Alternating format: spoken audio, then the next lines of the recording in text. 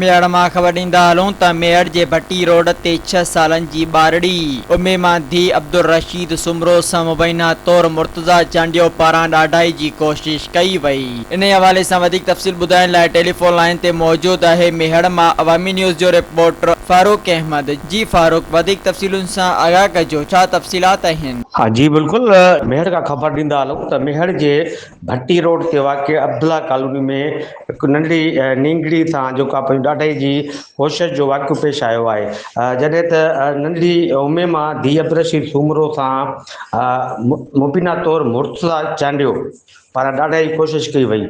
जॾहिं त ॿारड़ी जी दाहुनि ते पाड़े वारा गॾु थी विया, उन बाद जेका पंहिंजो जवाबदार मुर्तज़ा वलद मोहम्मद मिठल चांडियो खे हथियो कयो ऐं वारसनि खे इतला कयो। वारसनि बर वक़्तु पहुची जेको आहे जवाबदार खे जेको आहे पंहिंजो हथिको करे ऐं 1 मेहड़ खे इतला कयो वियो।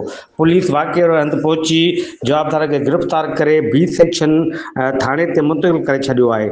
वाक़िए बैदि आख़िर इतला ताईं केस दाख़िल न थी सघियो आहे। होॾां तव्हांखे इहो ॿुधाईंदा हलूं त हिन वाक़िए बैदि जेको आहे पंहिंजो पाड़े तोड़े शहर में जेको आहे हेरात हिकिड़ो फैलियल आहे। ऐं सुञाणंदुरनि सोल्ड सोसाइटी ऐं जेको आहे पंहिंजो हितां जेके माण्हू आहिनि उन्हनि जो इहो बिल्कुलु चवणु आहे त मेहड़ शहर में जेको आहे पंहिंजो तक़रीबन आइस जेका आहे आम ऐं जाम पई हले ऐं तक़रीबन नौजवान तबिको जेको आहे आइस जो आदी थी चुको आहे। ऐं अहिड़ा वाक़िया तक़रीबन जेके चोरियूं फुरूं या जेके अहिड़ा वाक़िया थियनि था, उहे आइस जे जेके नौजवान जेके वापराइनि पिया उहे माना आमतौर पे इहे शहर में वधंदा पिया वञनि। उन तहत जेको आहे पंहिंजो लाॻापियल जेको आहे पंहिंजो इदारनि खे पिणु जेको आहे वारसनि ऐं जेको आहे पंहिंजो शहरनि इहा अपील कई आहे त हिन जवाबदार खे कड़ी खां कड़ी सज़ा ॾिनी वञे ऐं आइस ते कंट्रोल करे त जीअं आईंदह अहिड़ो वाक़ियो पेश न थी सघे। जी वॾी महिरबानी तफ़सीलुनि सां आगाही ॾियण लाइ।